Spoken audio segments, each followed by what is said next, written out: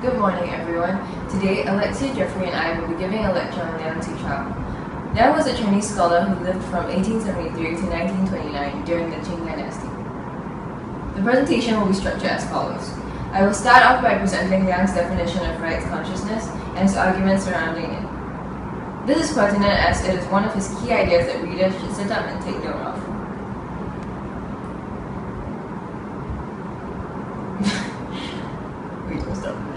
Alexia will then continue by elaborating on rights consciousness and providing one key passage in which Liang explains rights consciousness. Jeffrey will then end the presentation by relating rights consciousness to the broader social context. Liang begins by stating that if one wants to attain rights and even preserve their rights, they ought to begin by looking at rights consciousness.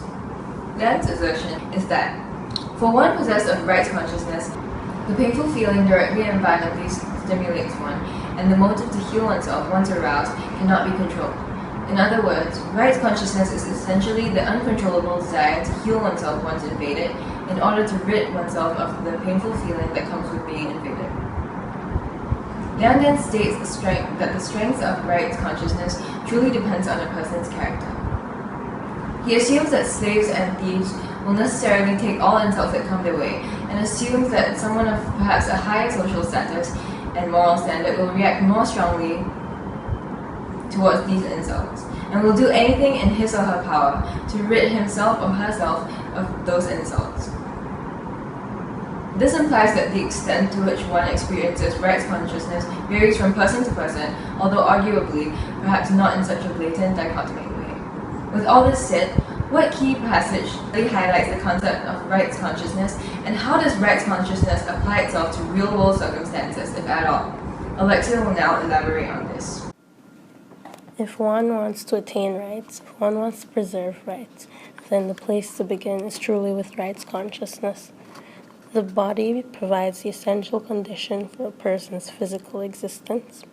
Consider an organ, like one's liver or one's lungs, or an external digit, like one's fingers or toe. If one of these are not to be right, who would not feel pain and rapidly think about how to heal it? Now, bodily pain is evidence that one's inner organs have lost their harmony.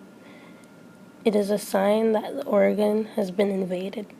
Healing involves warding off the invasion in order to preserve oneself. At the metaphysical level, there are invasions like this, and for one possessed of rights consciousness, as soon as one is invaded and oppressed, the painful feeling directly and violently stimulates one, and the motive to heal oneself, once aroused, cannot be controlled. One urgently thinks about ways to resist the invasion and restore one's former state. Those whose bodies are invaded and who nonetheless feel no pain must be apathetic and unfeeling. As for those whose rights are invaded and nonetheless feel no pain, who would choose to be like this? Thus, those without rights consciousness, it is acceptable to call them apathetic and unfeeling. So in this passage, Liang parallels the physical existence with the metaphysical existence.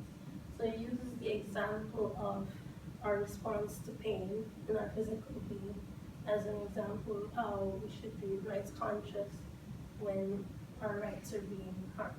So, with our physical being, if we feel pain, we're going to react, we're going to try to do anything to remove the factor that is harming our physical existence because we're trying to protect our life. But it's the same in the metaphysical existence where we try to remove anything harming or oppressing our rights. This is in order to protect our humanity, in contrast to protecting our life in the physical being. So we have to protect our humanity according to Liang, because our humanity is the only thing that makes us different from animals and makes us not base. So that's very important. So then, to protect our metaphysical being, we have to be strong in rights consciousness. And he goes on to say that those without rights consciousness are apathetic or unfeeling. So this is clearly problematic. It's denoted in a negative tone. So basically the input that it means that we'll be unable to protect our rights because we won't be conscious of them. And clearly that, based on our previous argument, means that we won't be able to protect our humanity, which makes us less than human. And that is problematic to Leon.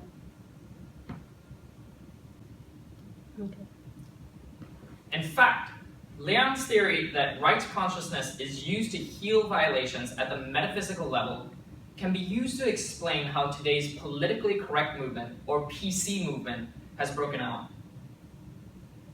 Now, for example, in October last year, demonstrations were held across the Yale campus after a college master's wife published her opinion that students should be allowed to dress however they like for Halloween.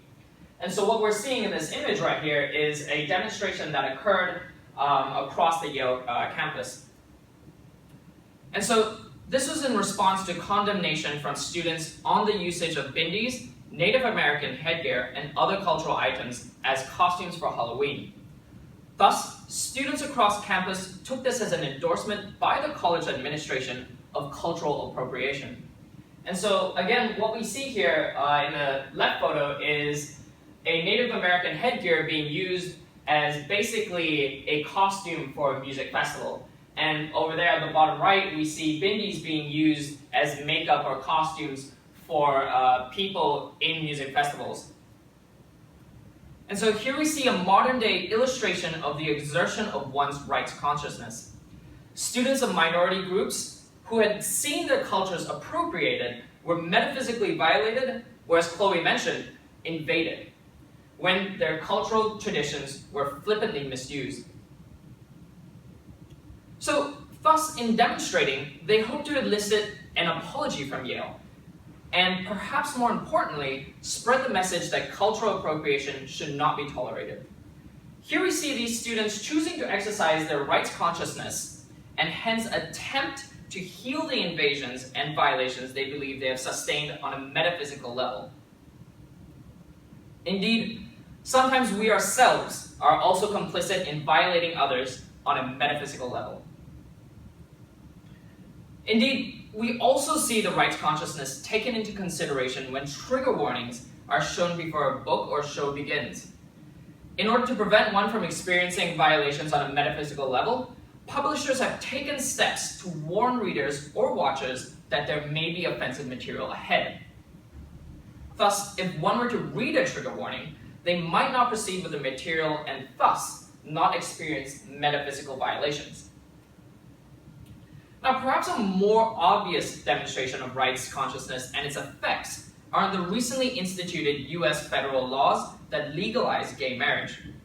So, in his manifesto, Leon claims that the laws of citizens who are strong in rights consciousness will be ever improving. Consequently, new laws are established to reflect the developing rights consciousness of the different groups of people. And as Chloe mentioned, this would be due to the stronger characters of the LGBT community. For example, in the United States, the rights consciousness of the LGBT community has grown stronger over the past century as they have been less willing to accept discrimination against them. Thus, a federal law was passed recently legalizing same-sex marriage in the country. In this way, the development of the rights consciousness in the LGBT community led to new laws being established. And that's all we have for you today. Thank you.